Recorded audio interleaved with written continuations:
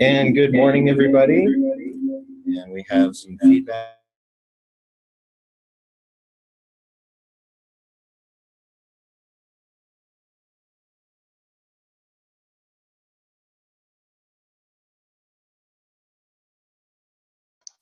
My apologies, we'll start again. This is Kevin Whirling at Envision, New Mexico. Welcome to Adolescent Health Initiative today. We do have a few items to cover. We are recording the session today, so please don't include any confidential patient health information during the discussion. On screen right now is just some general information on what to do when you come into one of these sessions. You may be immediately on camera and on audio, so you may need to mute that if you need to. We'd love to have you on audio and on camera, however, for the duration or when you have questions or feedback. And if you wish to receive a CME or CEU certificate for this or credit for the AHI program, you will need to let us know that you're out there. So there's the chat box, and there's also an opportunity and a moment to unmute and say your name and where you're from. Please go ahead and join us on video and audio. When you have something to say, you can mute and unmute easily there at the bottom left with the Zoom program. Our disclosure and accreditation statements are on screen now. And we do want to do this with a little bit of detail. Molina Healthcare and Blue Cross Blue Shield New Mexico will provide reimbursement for case consultations. Very important for our AHI series for this year and for last year. So let's take advantage of that. You can be reimbursed up to $150 from Molina. And we believe it's 75 from Blue Cross, and there's no limit on how many times you can come and bring your case. So that is provider to provider case consultations. So take advantage of that. It's not as utilized as it could be. And this is a new slide for us, so you may not have seen this one. We do have a Moodle program as well. The course is all caught up and set up for you in Moodle. There's 3 steps to it. So if you have questions on that, feel free to contact me or Michelle Widener. We have instruction sheets as well as we can walk you through it. So at this point, if you're able to unmute, we'd love to hear your voice and where you're from. John Taranjo from Mora, New Mexico. Welcome, John. And I'm doing this for the CEUs as well.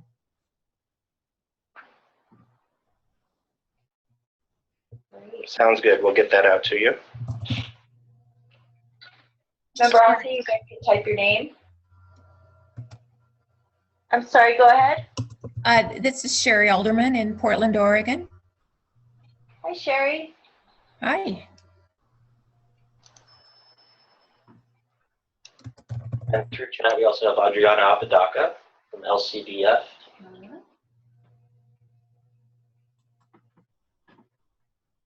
Gustavo Gutierrez. Hey, Gustavo. And I'll go ahead and hand it over to Jeannie Dalen, our facilitator for AHI. Well, good morning, everyone. Welcome to Adolescent Health Initiative, New Mexico. We have a great presentation for you this morning. And so before we get started, we're going to go around the room and introduce those of us who are live at the Envision Studios. And then I will take a moment to introduce our presenter for today. So again, I'm Jeannie Dalen. I'm a clinical psychologist, and I work with Envision New Mexico on their motivational interviewing initiative. I'm Jane Epstein. I'm a nurse practitioner with UNM School-Based Health. I'm Andrea Anderson. I am a health education consultant here at Envision. I'm Kelly Moore. I'm a pediatric resident at University of New Mexico. Kirsten Bennett, pediatric dietitian here at Envision. Jen Robinson, nurse practitioner and nurse midwife at UNM. And I'm off camera. This is Caitlin Adams, quality improvement coach here at Envision. Oops. There you go, Jen. All right, so this morning we have Jen Robinson, who is a women's health nurse practitioner and nurse and midwife who works at many different clinics around UNM, including the school-based health centers. And she gave such a wonderful presentation last time around that she's been invited back today to talk to us this morning about heavy menstrual bleeding and secondary amenorrhea in adolescents. It's a twister this morning for me.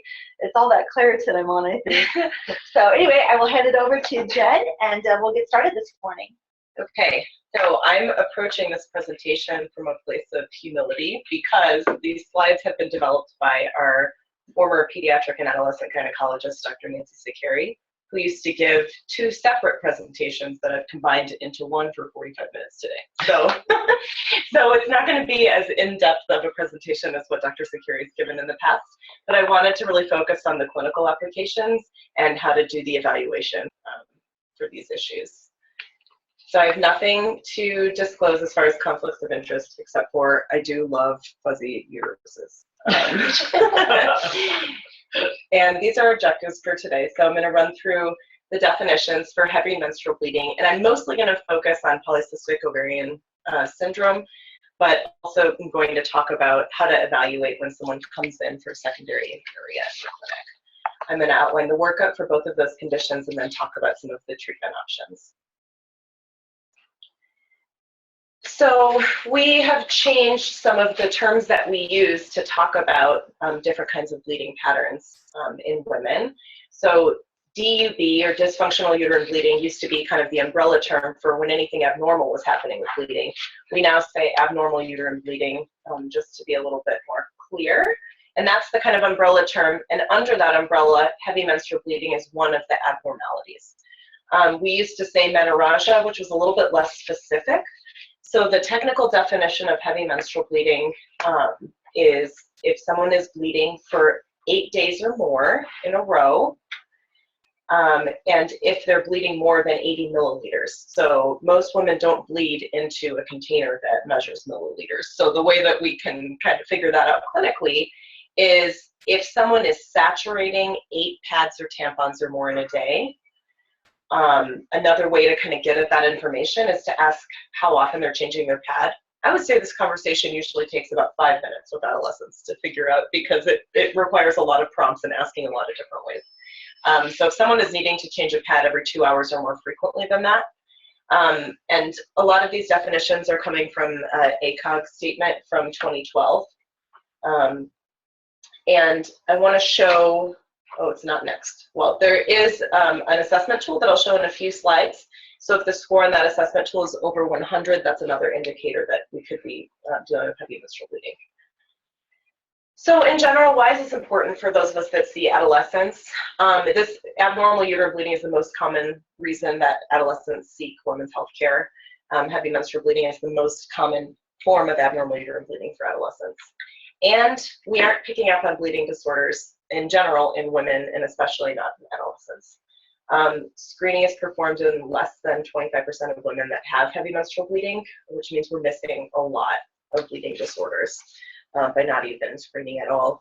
So about 40% of adolescents will report having heavy periods, and of those, 10 to 48% will have a bleeding disorder. So it's a lot.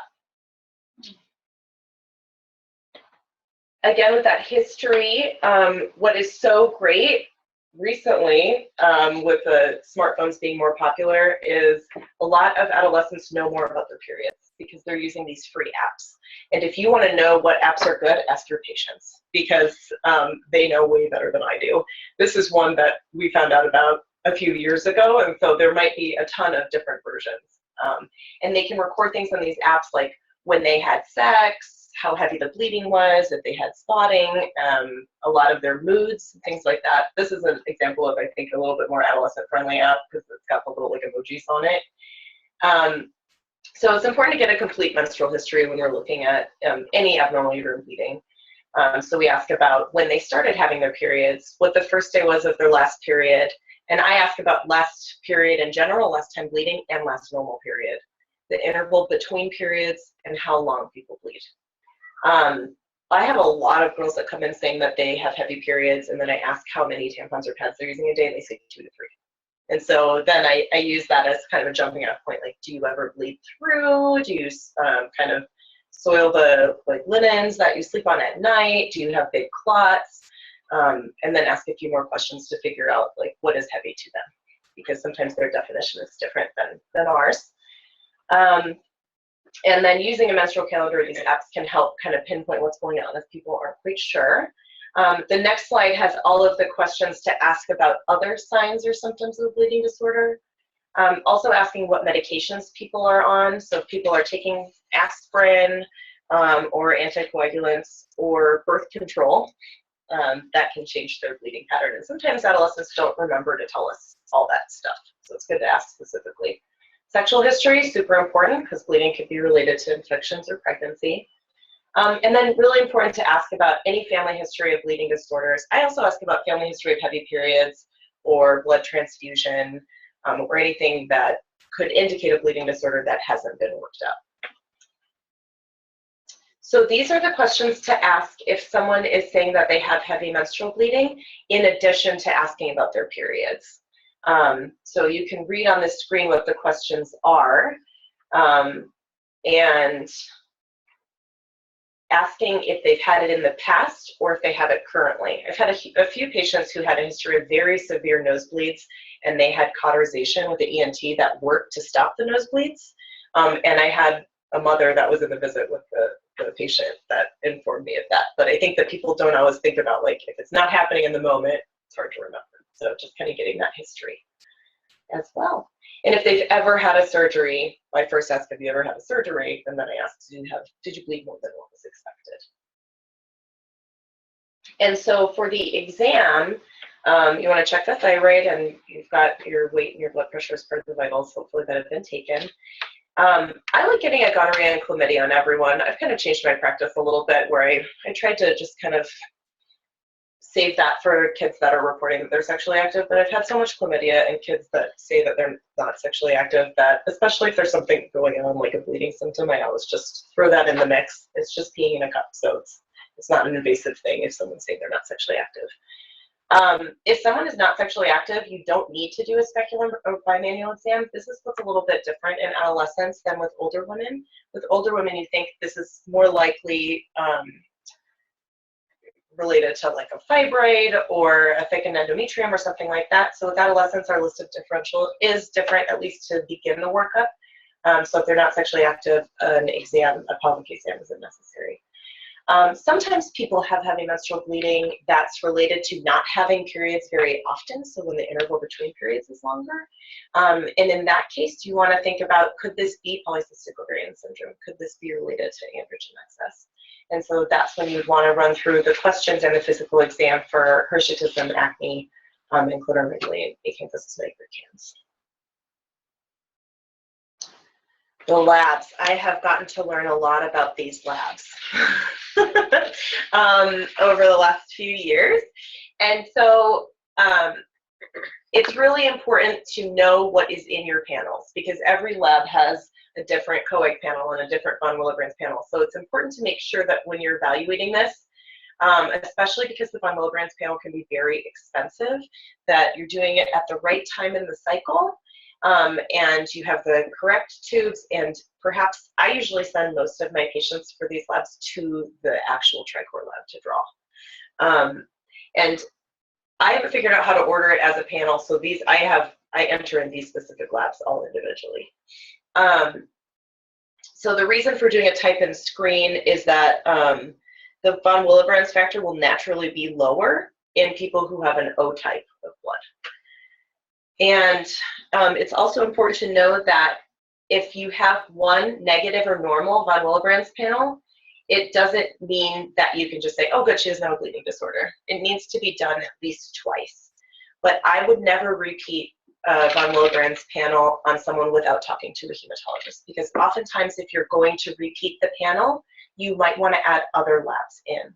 And that's when I call the hematologist and I say, do you want to draw these labs with the additional labs when they come to see you, or do you want me to get these ahead of time before I send them to you?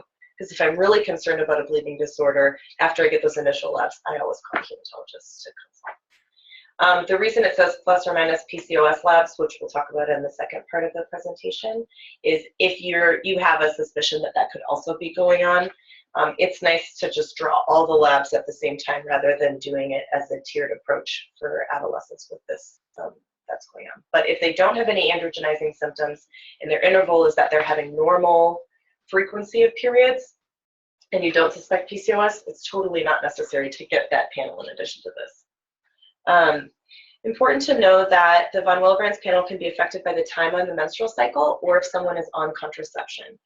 So if someone is on OCPs and that's the way that they're managing their bleeding, and taking them off the OCPs could be a dangerous thing for them, really important to draw at the end of the placebo week. And if they are not on contraception and they have a regular menstrual cycle that they can kind of predict, really great to get these drawn during the time that they have their period. So this is the list of differential diagnosis for heavy menstrual bleeding in adolescents.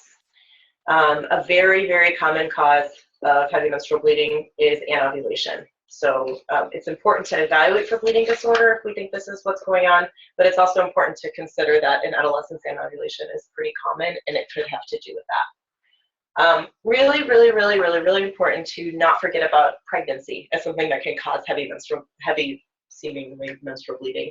So for every single person that comes in with heavy menstrual bleeding, I always do a pregnancy test. And I will be honest, sometimes we don't get the urine pregnancy test when they come into the clinic because we don't have that as part of the process for kids that say that they're not having sex. So sometimes I have to add it on as a serum test to have it drawn with the overlaps. But it's really important, regardless of what they're reporting for their sexual history, to just make sure. Like I talked about, if they're sexually active, we always want to consider the possibility that the heavy bleeding could be due to an infection. So that is important to send out for gonorrhea and chlamydia and do an exam to make sure that they don't have pelvic inflammatory disease. And then, of course, polyp fibroids and cancer are possibilities as well. But with this younger age group, we don't jump to that as being the most likely diagnosis in the beginning. So what do we do once someone comes in and they have heavy menstrual bleeding? We can talk to them about contraceptive options, either combined hormonal contraceptives like the pill, the patch, or the ring, the progesterone-only pill, the depot shot, the levonorgestrel IUDs, or the contraceptive implant. What I typically go to first would be OCPs, the depot shot, or the IUD. The implant, the next one on, is not FDA approved to treat heavy menstrual bleeding, and because it can make bleeding less predictable, if someone is really wanting to just focus on decreasing the amount of bleeding that they have, it's possible that it can decrease the amount of bleeding, and it's pretty likely, but it's possible that it could also just not kind of create the predictable bleeding pattern that they might be looking for. So if someone's sexually active, kind of focus on the contraception end of it as well and make the choice along with them. A non-hormonal option, which can be used in conjunction with hormonal contraception for treatment of heavy menstrual bleeding, or as a standalone treatment, are these two different forms of antifibrinolytics. It's important to know that they are hard to take for adolescents because they require, the Lysteta is 3 times a day and the Amicar is 3 to 4 pills 4 times a day. So that's a lot to remember. But it really, really helps decrease the amount of bleeding and decrease the duration of bleeding. So they often require prior authorization because they're very expensive. So it's important to do anticipatory guidance with your patients around that. And if you feel uncomfortable with this, kind of managing this prescription, you can always contact me or contact hematologists to kind of support you through that decision making. But there are quite a few patients with bleeding disorders that take the oral contraceptive pill or use another form of hormonal contraception and always have this on hand in case they get bleeding that is heavy or the bleeding becomes prolonged. So some people take this with every period, and some people just wait and see if their bleeding gets heavy, if it's already managed on a hormonal contraceptive, or if it lasts kind of 8 days or longer. So we're going to move on to PCOS. Does anyone have any questions about the heavy menstrual bleeding part of the presentation? Let me move on. So polycystic ovarian syndrome is very, very complicated, and I'm going to try to talk about it in a relatively short period of time. Polycystic ovarian syndrome is a terrible name for what this is, because it makes people focus on the ovaries when it's about so much more than that. So I always start off by talking to my patients, if we're talking about PCOS, by saying, this is a really bad name for this, and let's just kind of take the name away and talk about what it actually is. So it's a combination of hyperandrogenism, irregular or anovulatory cycles, and abnormal ovarian morphology. So this is a very, very common thing. You can see it on the slide, how many people have this as far as reproductive age women and adolescents.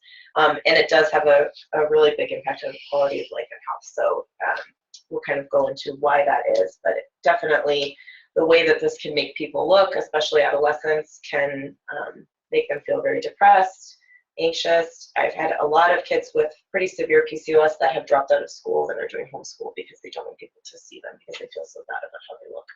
So it's something to really consider, that the most important thing for some of the kids that we're working with that have this could be how it makes them look with the hair and acne. So the definition is a little bit different depending on which sources you look at. So here are 3 different groups and 3 different sets of requirements. What's important to know, and this is specifically for adolescents, these are the recommendations, because the workup for polycystic ovarian syndrome is different for adolescents than for adults, which Jane and I found out when we went to a conference last spring. For adults, it's more of a tiered approach where you don't need to do this full-blown lab workup for everyone. But for adolescents, because there are so many more things that could be causing these symptoms, it's important to do a comprehensive workup to rule out other causes. So we'll talk about what that workup entails. So you can see here that for the NIH and for the Androgen Excess PCOS Society, signs, either clinical or lab signs of hyperandrogenism, are required regardless. For the Rotterdam criteria, which is just another set of criteria, you don't necessarily have to have that as long as you have 2 of the other things. And so anovulation, which is demonstrated in the infrequent menstrual cycle or secondary amenorrhea, is required by the NIH, but not by the other 2. And then polycystic ovaries, which is something that you can only tell with an ultrasound, a pelvic ultrasound. You can see who requires that and who doesn't. But it's really important to remember, ruling out other causes for adolescents is required by all of the groups that make recommendations on this. So one of the kind of hallmark signs of PCOS is hyperandrogenism. So it's important to know that most adolescents will have acne at some point, or many at least, and also having some of these other symptoms are really common in adolescents. So for hirsutism, which is hair growth typically on the chest, upper abdomen, or back, there are many other sites, and I'll show that on another slide. It needs to be in the moderate or severe category to be considered diagnostic of PCOS. So if someone just has like a little bit of hair growth on their upper back or something, it's not considered to be enough. And we can talk about how to kind of score that, figure out what's severe and moderate. Acne also has to be cystic, resistant to treatment, and severe to be considered diagnostic of PCOS. Other signs of hyperandrogenism are hair loss, and this word that I have a really hard time pronouncing, hidradenitis suppurativa, which is not very common here in New Mexico. It's more common in African American populations. I have seen it here. So what it is it looks like really severe folliculitis, usually in the axilla. Can also be underneath the breasts, and it can cause abscesses or tunneling. And it's also more common in people with insulin resistance or obese patients. So these are the lab tests that we do. I don't typically draw the third one on the list, and I'm not even going to try to pronounce right now, as part of my workup anymore. I think that was something that we kind of did more in the past. But we'll talk about those values coming up here. So anovulation can be seen with primary or secondary amenorrhea. So secondary amenorrhea is if someone has already had a period and then they don't have a period for 3 months or longer. And oligomenorrhea, which is now called, I didn't fix it on the slide, now called infrequent menstrual bleeding, is if a cycle is more than 35 days in the interval between periods. Primary amenorrhea is if someone doesn't have menses by age 15, and that is a completely different presentation, and it's a different workup. But it is characteristic of anovulation. So polycystic ovaries, that can only be detected on a pelvic ultrasound. We typically don't recommend transvaginal pelvic ultrasounds in patients who have never had sex. So we'll talk about that a little bit more when we talk about the workup. But there's no way to tell if someone has polycystic ovaries from a bimanual exam, because the kinds of cysts that we typically see with PCOS are small, like a string of pearls around the ovary. And even if you're really, really good at bimanual exam, it's just not a very sensitive exam, and we keep finding that out more and more for things like this. It's also really common for adolescents to have ovaries that look like this. So it's not the kind of slam dunk diagnostic criteria as much as the others that we talked about, but it can be clinically useful in some cases. So we'll talk about that a little bit more in the workup.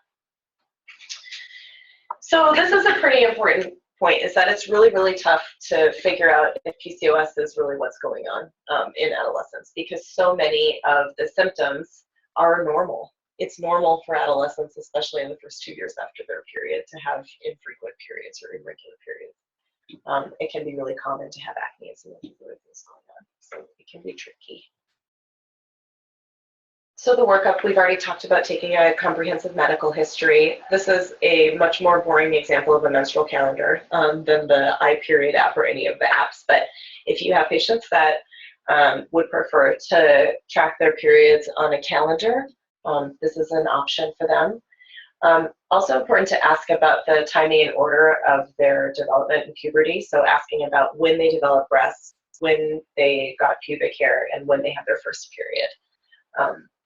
So in the review of systems, I think this is one of the most important parts of the presentation, is asking about all of these symptoms that can point us in the direction of other causes in addition to PCOS if someone is having infrequent periods.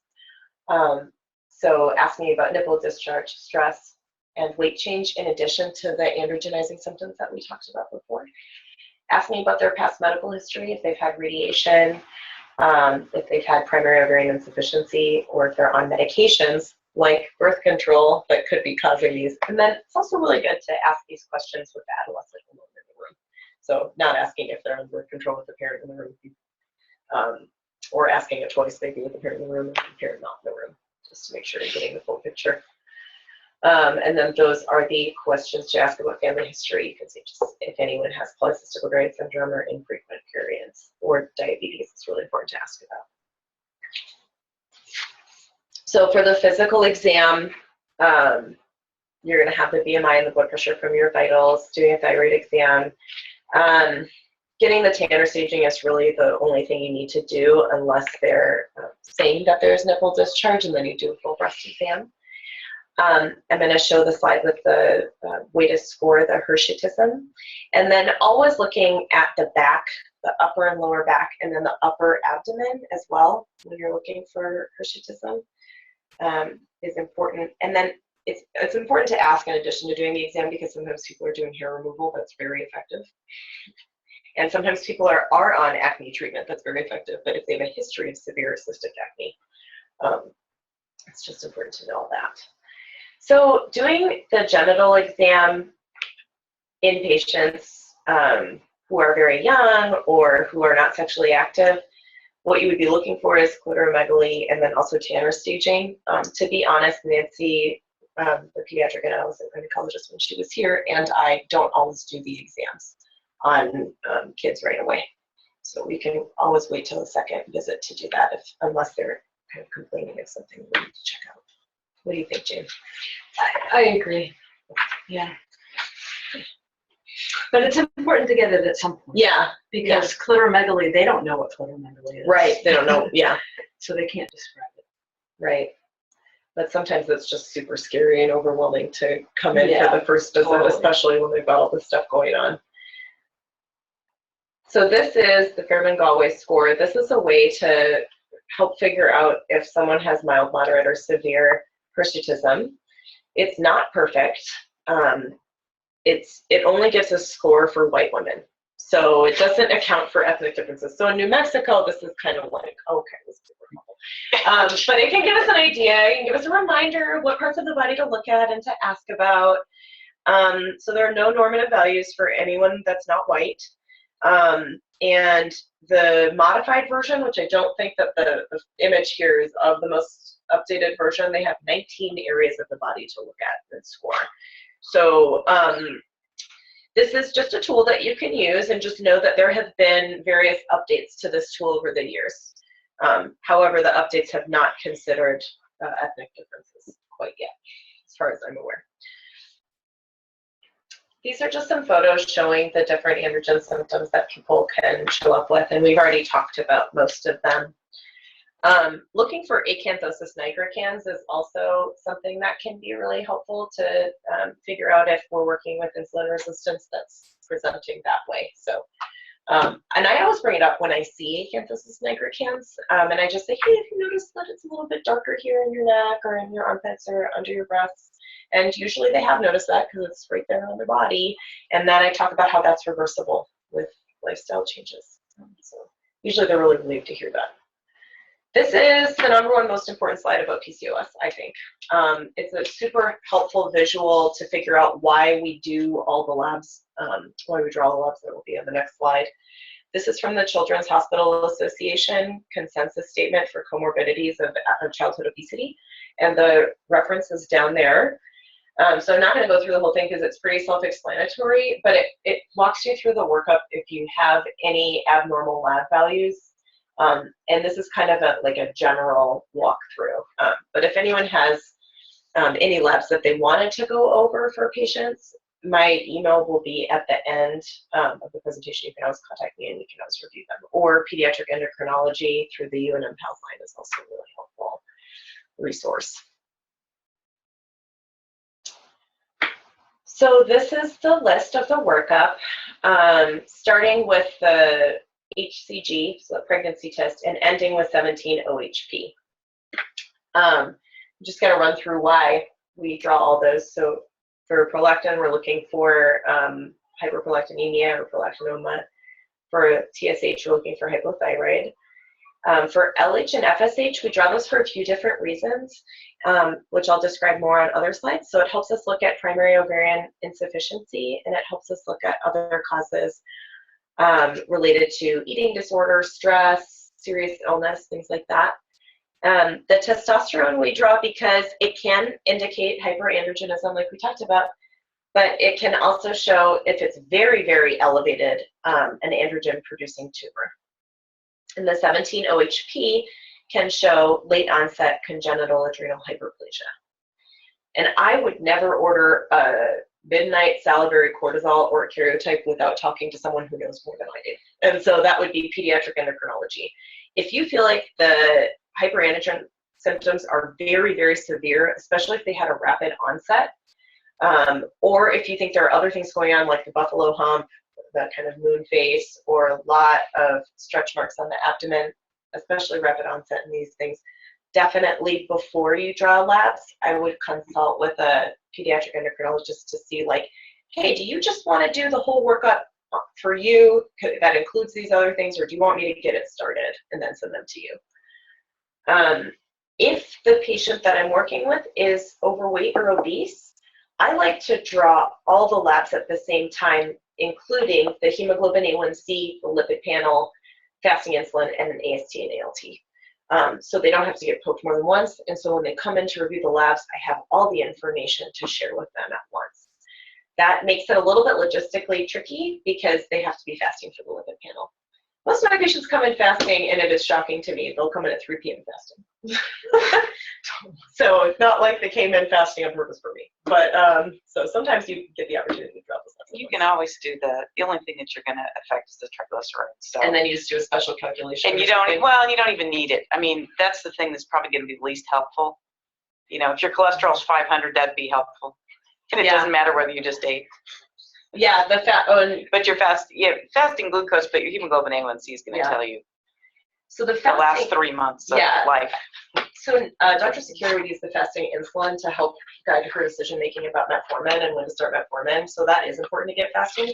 But are you thinking the fasting glucose tells you something that the A1C wouldn't? Or The A1Cs haven't been proven to be quite as reliable in teenagers as they are in adults. Is that been reversed? I don't know. I mean, that's the diagnostic criteria, you know, so that tells you what's been happening the last 3 months. The problem with, you know, fasting glucose is that sometimes that's the last thing to sort of be pushed over the cliff. And so the hemoglobin A1C tells you a little bit more about sort of really what's been going on over time when you weren't paying attention. And the thing about fasting insulin is it can be high because there's compensation, right? So it tells you that all of that stuff is going on, but may or may not tell you everything that you need to know. So I would say if you have somebody and you want to poke them, you know, you can get the lipid panel and the hemoglobin A1C, and that'll give you a lot of stuff to work with. Because if you have someone at 6.2 hemoglobin A1C, then it's going to make you concerned about, you know, all your other things, and then you can follow up. So. And one thing that Nancy had said was if they have that severe hyperandrogen, then it is really important to get the fasting glucose and also a 2-hour GTT. But that's when you would kind of do that more intense work of this if you thought there was something like that. All right. So pelvic ultrasound, to be real, getting a transabdominal pelvic ultrasound is not really the most helpful thing. It doesn't give us a lot of information, especially if someone is obese. But we are not going to put a kid who hasn't had sex through transvaginal pelvic ultrasound. Unless there's a very special case, which I'm not really sure what it would be. I've never seen it. And Nancy was pretty strict on that too. So I always talk about it because everyone who's done any research on PCOS, usually parents coming in, are really, really wanting the ultrasound kind of first thing right off the bat. And so I always talk about the different criteria and how we often save this for after we have the labs so we can just have as much information as possible before, especially if we're looking at a case where the transabdominal ultrasound is really the only option. And then I also talk about how many adolescents look like they have PCOS on their ultrasound just because they're an adolescent. And so it's not the most helpful tool, especially to start off with. Most parents, after I go through that and most of my patients are like not really that excited about getting an ultrasound. They feel really reassured about that. I also feel like if someone's had a pelvic ultrasound before they come to see me and they have cysts, that makes people just freak out if they hear ovarian cysts. So I talk about how the kind of cysts that we usually see with polycystic ovarian syndrome are usually small. They're not the kind that are going to get really big and cause a lot of pain and tip the ovary over and stuff like that. But I would never deny someone that if they wanted that as part of the workup. But I do think that education is really important to go along with the ultrasound.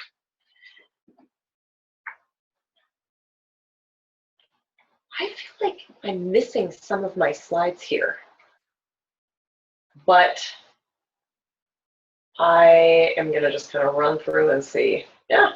Okay, so I'll just kind of talk about the labs. I'm going to go back to the lab slide and just talk about some kind of tips for interpreting them. I can send the full slide set that I have out, and you can send it out to the participants if you want it, just so they have it written down on there. So part of the reason that we look at the LH to FSH ratio is because it can be suggestive but not diagnostic if the LH is 3 times greater than the FSH of PCOS. That can also increase if someone's around the time of ovulation, obviously, or if they're stressed. If someone has an elevated FSH, especially if it's over 30, it's suggestive of primary ovarian insufficiency, and you need to do the FSH more than once if it's elevated. important to know that drawing, and I have done this, and then I've been like, oh, why did I do it? I've drawn the FSH and the LH within a few weeks of someone stopping their OCPs, and that was too soon. So it's good to wait at least 3 months after stopping OCPs to get the LH or FSH. But the reality is, if someone is taking OCPs and they need to be taking them, or they need to be on contraception, that's where it gets a little tricky. And that's why sometimes if someone comes in for contraception, but I think they might also have PCOS, I offer to do these labs before I start them on contraception. So I'm not going to say, oh, let's wait till the next visit to start you on birth control if they're sexually active.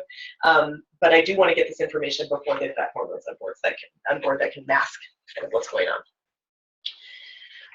We've talked about the testosterone being drawn to rule out an androgen secreting tumor. Testosterone is the most likely lab to show up if someone has PCOS as abnormal. And if it looks really, really high, that's when you would definitely consult with endocrinology, or even just any sort of abnormally high result that you think it's not just a little bit elevated. Really good to get other people on board to help you work that out. So TriCor just changed how they process testosterone labs. So the most helpful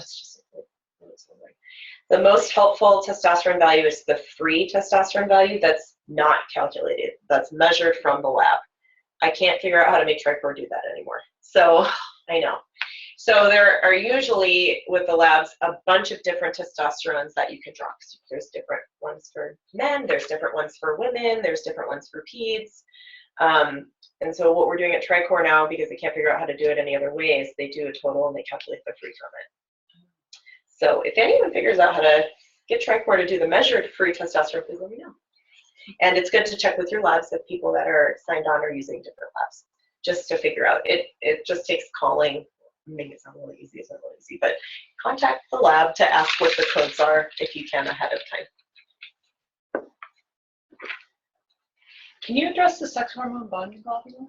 Yeah, so the sex hormone binding globulin TriCor which is the lab we use, has informed me that there are no values for the pediatric population, and that they've never stopped me from getting it before, but that we shouldn't be doing it in the pediatric population. But Dr. Sakuri and the working groups that work with PCOS evaluation in adolescents say it's part of the workup. So I find oftentimes that the sex hormone binding globulin is the first abnormal value for me that I see.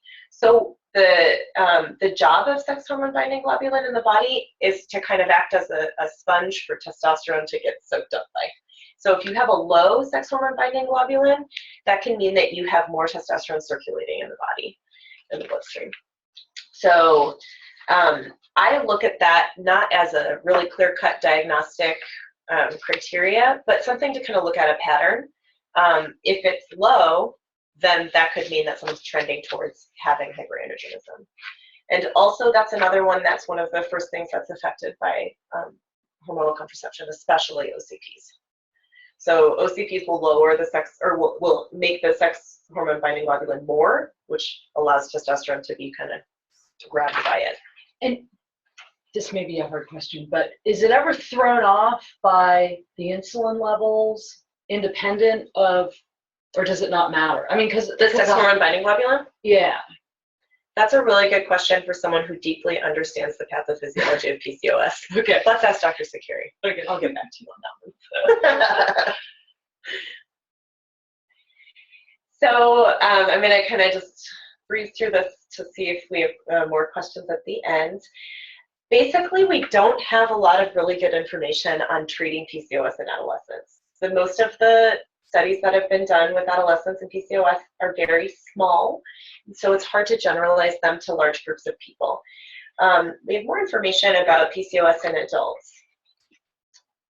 So we'll kind of just go through the list of what works and then summarize at the end. So I like to talk about this because this study is an example with only 59 adolescents, but it's an example of if you have everything that would be great to support someone in their lifestyle changes. So you have nutrition education, you have organized physical activity, you have someone helping support someone to make the patients to make behavior change. And so even with all those things on board, less than half had successful weight loss. So that's really depressing. But it's also realistic to know that we can do everything that we know to do and be really supportive and have all these resources available, and it's still really hard. So I just try to have as much empathy with the patient as possible, because it just is really tough. So what they did find was decreased blood pressure, insulin, testosterone, and an increase in HDL, and like we talked about, the sex hormone binding globulin did increase with these lifestyle modifications. So it is possible, and I have seen it, and it is like the most satisfying thing to see your patients actually lose weight and make these changes and have the periods come back to normal. And so those are the things that kind of keep me going, because it can be really frustrating too for everyone involved. So you can see 61% normalize their menstrual cycle on their own just with lifestyle modification. So I do let people know, like, this is possible. It takes longer to have your menstrual cycle normalize and to see a difference with the acne and hirsutism if the only intervention that you do is lifestyle modification. But it's totally appropriate and okay if someone wants to just start with lifestyle modification when they're adolescents. So this slide talks about why it's hard. They also haven't figured out in the different research that's been done what the best type of dietary changes are specifically for PCOS to help. What Dr. Sakuri would always say is the best type of diet to help promote weight loss is the one that the patient thinks that they can stick with, as long as it's a like sustainable lifestyle change that is healthy and okay for them to do. And also doing these lifestyle modifications, it doesn't necessarily address for normal weight adolescents, but normal weight people can have insulin resistance. So I think that it's still important to address insulin resistance and the increased risk of insulin resistance here. So I do believe that it's still important to talk about lifestyle modification and promote that even in our normal weight patients. But we might not see the same clinical benefits with their lifestyle modification as with the overweight or obese patients. So one of the first-line treatments for PCOS is combined OCPs. They protect the endometrium from hyperplasia, which I talk about with all of my patients that have PCOS. Like, right now, when you're young, this might not be that big of a deal, but it's important to know if you're not getting regular periods on your own when you're older, that this inside lining of your uterus could get thicker, and it could turn into something that makes it more likely to have cancer in your uterus. So with adolescents, talking about long-term stuff is really hard. So I try to make sure that their parents are there for that conversation so they can kind of help them remember when it becomes more relevant. Definitely combined OCPs can help reduce hyperandrogenism in lab values and in clinical signs. So it can help with acne, it can help with hirsutism. The best progesterone to use, especially if the patient does have clinical signs of hyperandrogenism, is the drospirenone-containing OCPs. So that's a progesterone that that specifically helps with the hyperandrogenism. I've had some problems with some insurances covering it, but I always write generic equivalent okay, and that seems to have helped with the drospirenone-containing OCPs. So it's also important to know that some of these patients with PCOS are at an increased risk of having elevated liver enzymes. And so you want to look at the whole picture of what's going on with them if you think that they could have that, and then weigh if you think OCPs are safe to use before doing the lifestyle intervention for that. Metformin is super controversial in treating adolescents with PCOS. ACOG says the risk outweighs the benefit, and it's not approved by the FDA as a PCOS treatment. And there are also very few studies on this in adolescents with PCOS. So you can read what the studies have found there on the metformin. I would say it would be good if you're considering metformin for someone with PCOS to work in collaboration with another provider on that. And then also when someone is on metformin, you need to follow the labs to make sure, especially with the liver function. Make sure that you're not doing harm. So the summary is the overlap between what's normal for adolescents and the PCOS symptoms making an accurate diagnosis really hard in this age group. So we always have to think about addressing the comorbidities as well. If someone has PCOS, even if they're normal weight, it's important to follow them with lipid panel, hemoglobin A1C, and AST and ALT every 6 to 12 months. And definitely if they're overweight or obese, that is true as well. So if someone's within their first 2 years of their menstrual cycle, and even if they're having the androgenizing symptoms and they're having infrequent periods, we still just call them at risk for PCOS. So we're not going to give someone that diagnosis within the first 2 years because some of this could be related to just being that close to the first period. Lifestyle modification is the first line treatment. The combined oral contraceptives address the symptoms of PCOS, especially acne and hirsutism, better than any other form of contraception, hormonal contraception. That doesn't mean that it's not okay to use the other forms, especially if someone's sexually active. I would still weigh the need for pregnancy prevention over that if that's where their priorities are too. And metformin can address the comorbidities, but is controversial just as a treatment standalone. I really like this picture of the Mia uterus, so I wanted to share it with everyone. And also, please feel free to contact me at my email if you have any questions or wanted to go over cases. Great, Jen. Thank you. Yeah. Right. PCOS in 30 minutes. Quite a bit of It was less than 30 minutes, right? Because you had your other talk before that one. Yeah. That's great. Yeah. For those out there, any questions or comments for Jen? Or for those inside here? One thing you mentioned is the UNM PALS line, and so I'd like to just make a pitch for that for our folks who aren't familiar. Kevin is putting the number up, and do you want to just explain what the PALS line is? Yeah, so I don't know if providers outside of New Mexico can use the PALS line. I have no idea like what the restrictions are on that, but the people that run the PALS line are super, super friendly, so if you call and ask them, they will tell you.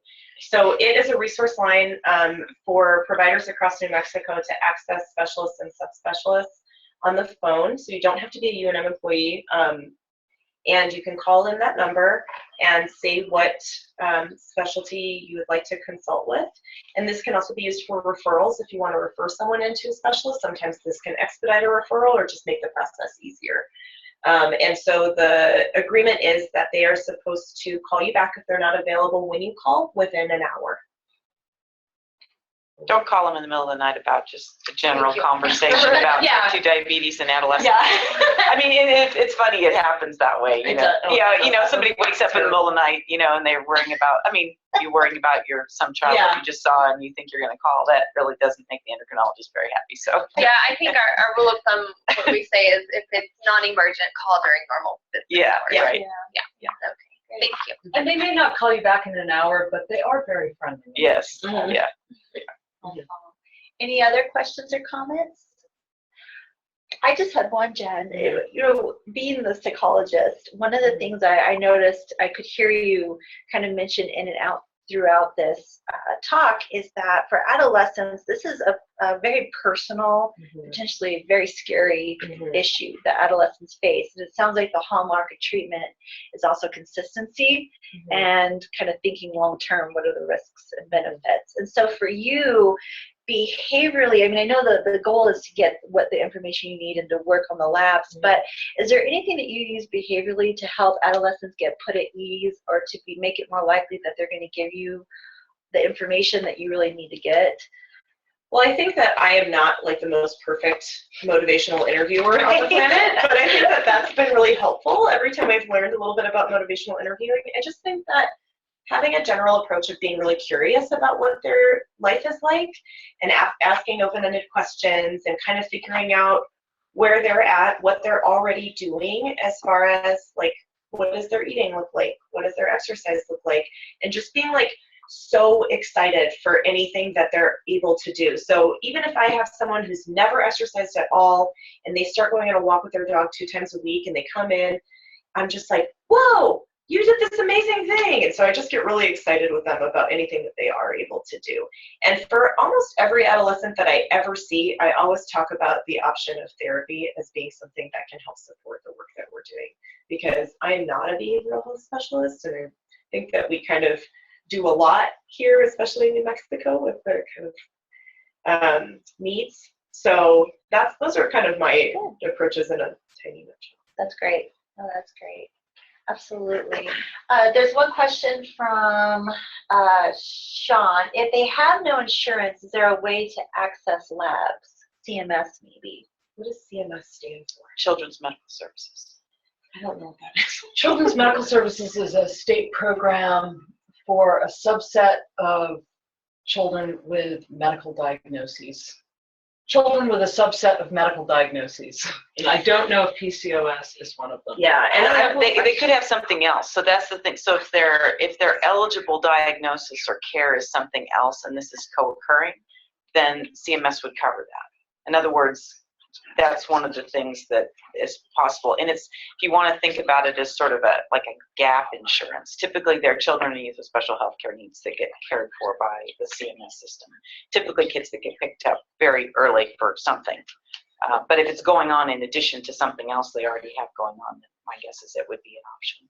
Diabetes might be one of those. Right. But obesity, probably not. Well, it's interesting. We did a program here a few years ago where that was the co-occurring condition, and so we worked with kids who were already eligible for CMS and on the CMS caseload, and we actually did focus on obesity as a secondary diagnosis. So the CMS social workers are aware of that, and there are some options that they have, and some of that's covered. But my guess is if it's complicating their primary diagnosis, that it would be supported by that program if they're eligible. Okay, right. So since I don't know anything about that program, I really feel like I should have about 5 years ago when I was mostly working with uninsured people. It's only for kids, you know, that's, Right, that's yeah, the thing, you know, so yeah. it really doesn't help you once you're over the age of 20. Well, if we can share that information with everyone else. I honestly, Sean, when I worked with undocumented uninsured people, primarily, we kind of have to limit the workup if someone's not able to pay and we can't find any resources for that, and that's real. Like, that's real life stuff with working with people without insurance, and that really is scary. I would say if someone has severe hyperandrogen symptoms or the rapid onset of symptoms, I would fight really, really hard to get them a full workup, including the 17-OHP and the testosterone and all that. So I know it's just this really icky thing that we can't provide the same care, and it's really difficult to provide the same care. But I would say this workup is over $1,000, not knowing for sure, but that's my guess. So it is important to think about, like, are we going to throw someone into collections and into like a super stress spiral related to finances, or are we going to do a complete workup? So we unfortunately have to weigh. Good point. Mm-hmm. All right, as we're winding up the hour, so make sure that if there's any other questions or comments, we can get it out. As Kevin mentioned, we'll make sure that the slides, there's a full set, there might be a few missing, so we can put up. And Gustavo, we just want to clarify the algorithm. Were you talking about the flow chart that Jen had as part of her slides? Yeah, so that's on the slide, and it actually is, like, when you look at the actual slide, it's pretty easy to read. I'm looking at it printed out here, and I'm like, ugh. You can also access the algorithm, and we can pull it up and maybe post it as a separate handout from the Children's Hospital Association Obesity Consensus Statement. That's cited there. Perfect. Yeah. You guys can have access to that as well.